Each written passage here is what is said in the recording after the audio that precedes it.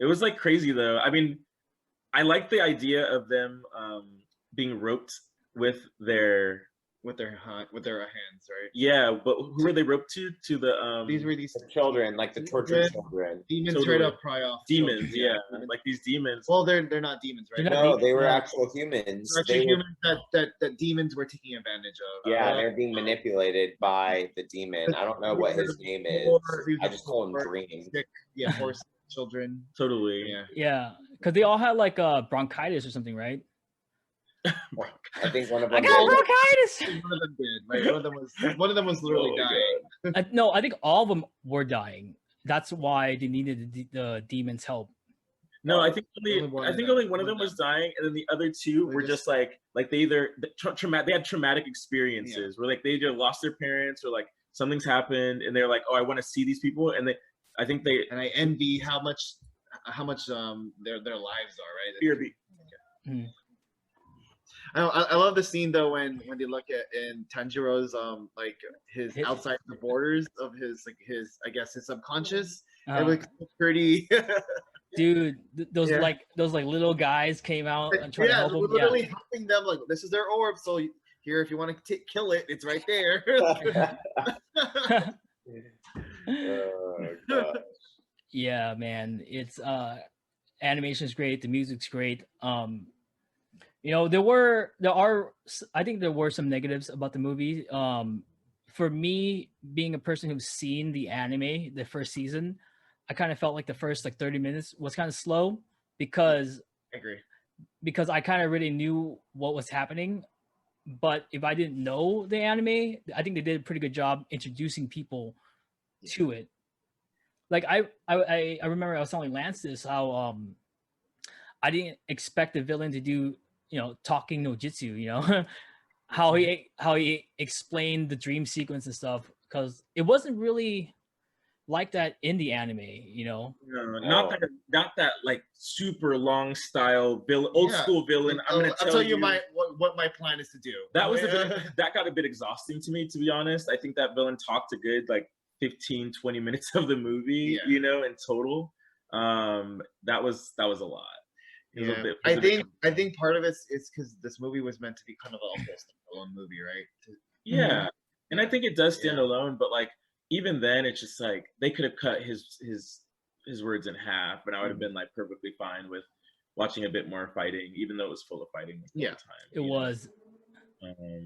But he was kind of like that Joker type villain though too, that was kind of crazy and out of his mind, and you know, it's like they just run their mouth, right? Correct, so it's that type of character. So I guess they did a good job.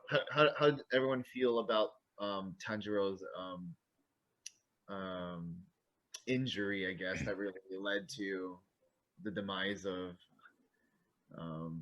the other guy? Because you know, I guess it kind of alludes to like how he can be taken advantage of, being so nice and very helpful, right? That's always been his trait, and it caught him off guard, and that's how reason he got. I call him toothpicked because that's unfortunately that. I don't know. For me personally, I thought that was like, damn, that's how it's gonna be for him. That really like led his demise, like prevented him from helping out in the whole fight scene against where he got stabbed. Yeah, like I call him toothpick because it was fatal. If he could then, I don't know. Like I thought, I was expecting more, like, you know, if it was gonna be like a more battle, if it was really gonna be something like that. But it kind of shows the morality of the demon slayers, right? Because like they're humans. Yeah, that's what I was trying to get at. Like it really humanizes him. That's why we kind of empathize with him. Also, I thought it was cool because when I remember Tanjiro was telling Inosuke to save the guy who stabbed him, and I forgot what line he said, but he said something like, "If he dies, then I would feel like I failed." Yeah. So then that line was actually repeated by Minato. Just kidding. Minato, yeah. Fuck, what is his name? Is it Rui? Rui? Rui? Google it. His name is Rengoku. Rengoku, yeah. Yeah. Rengoku actually repeats the same line to Tanjiro, saying, "I need you," because like if you were to die, then I would have failed, you know. And I thought it was kind of a cool callback how it was basically his own words used against Tanjiro, one that either motivated him, but this time it sedated him, you know. Mm-hmm. And it was also repeated at the end of the movie too, right? When they're like, no one got killed. They were like, yeah. That means he served us well. He served us well. Remember they were, I forgot who said that. Yeah, it was the older guy. Yeah. Yeah, the captain of the Goatee 13, right? See, I like all these references. It's funny, but there's like a couple like little puns that that can really allude to this is not just for children. I kind of like that, like, oh wow, you're inside me, blah blah. Like, there is definitely some like those little yeah. Right? Yeah, it's teenagers. Yeah, yeah. Teenagers. Yeah, you know, when the train got all bubbly and then it started like spewing out the legs and it grabbed Nezuko, I was like, oh, is it about to go there? But it didn't. I was like, nice, good job. You didn't go with the traditional anime trope.